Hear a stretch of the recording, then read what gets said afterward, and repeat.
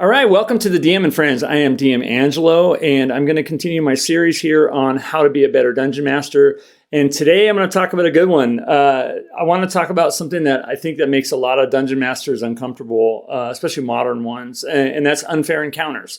More accurately, encounters that are unbalanced. I don't even know what that word is, but because here's the truth, and I'm going to just clear the air right out front. In my opinion, if every encounter is fair, your players will never learn caution, and they'll never plan, and they'll never retreat. And that's not old school D&D. That's my opinion. That's training wheels. So somewhere along the way, D&D picked up the idea that every fight is supposed to be winnable. If the players run into something, it must be scaled exactly to their level. So I don't know when this started. That idea to me is poison for the game. The world does not know what level your characters are. The dungeon does not care. The monsters are not willing to sit around waiting politely to be appropriate. Fair fights, I believe, create lazy play. When players assume, every encounter is survivable, they're going to stop thinking. And, they'll stop scouting. They'll stop asking questions. They'll stop being afraid. And they'll just barrel in and expect, success every single time. And, fear is not the enemy of fun. Complacency is the enemy of fun. An unfair encounter does something important. It teaches the players that they don't control the world. And that's good. When players realize, not every fight can be won, or everything can be fought. Not every problem is solved with hit points. The survival is sometimes is, just surviving is sometimes victory. They'll start to be smarter. They'll start to play smarter. And then, they'll ask, should we be here? Does this even make sense for us to go forward on this? What happens if it goes wrong? Caution is going to be at the forefront of a lot of their decisions. And, that's engagement. That is tension. And that's D&D. That's old school D&D. So now this is another important thing. Now, unfair does not mean to just,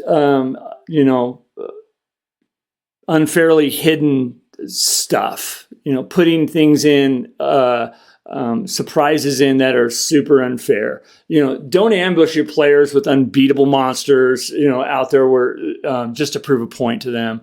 That's not teaching. That's being a jerk. Danger should be telegraphed, or, you put out clues like big footprints, old bones, rumors, stories from NPCs, sounds echoing down the hall. You could use things like that will kind of give them hints that, danger is ahead. If the players are going to ignore the warning signs, that's on them. But they need the chance to read the situation. And, old school play is going to assume that, everyone is paying attention. So players are not naturally cautious, all right? They are trained to expect balance, especially modern players. I just think that's been a shift. So you have to retrain them. The first time, a party runs into something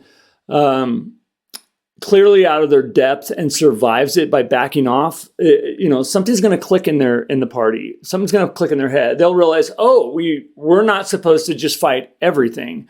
And that moment changes how play is done forever. They're going to start, like I was saying, they're going to start scouting. They're going to start listening to the doors. They're going to start sending out, meat shields, or one person out ahead. They're going to start planning exits. They're going to start thinking about the things that we talked about before. Lights and resources and stuff like that. You don't need to, and you didn't need to lecture them about anything. You just needed to let the world teach them. So planning, only matters when failure is possible. So if a bad decision, if bad decisions don't hurt, then planning is optional. And if every fight is tuned, to be winnable, tactics don't matter. Unfair encounters force planning before dice even hit the table. How do we approach this? And what's our fallback? What's our exit plan? Who's watching the rear? What happens if this goes bad? That's the game. That's how the game should be. So let me talk about retreat. Again, I've talked about it before, but retreat's not failure; it's mastery. This one is, this is huge. I think, and a lot of groups miss this. Old school D&D assumes retreat is smart. You don't have to fight everything. Modern players, like I said, are trained to think that retreat is a failure. That's backwards. I'll award XP for retreating sometimes. Retreat means that you read the situation correctly. You preserved your resources, and you live to fight another day. If you die because of stupidity, then the game's done. You can roll new characters but that investment by those players it's done. So retreat is an option, and I'll say it probably in a million more videos. But retreat is always an option. And once players believe that, they stop charging blindly into situations and nonsense, and they'll disengage, they'll reposition, they'll regroup, they'll come back. And that's tactical play. I've talked about this a little bit before, but I am going to just state it again. But that in a previous video, that the world,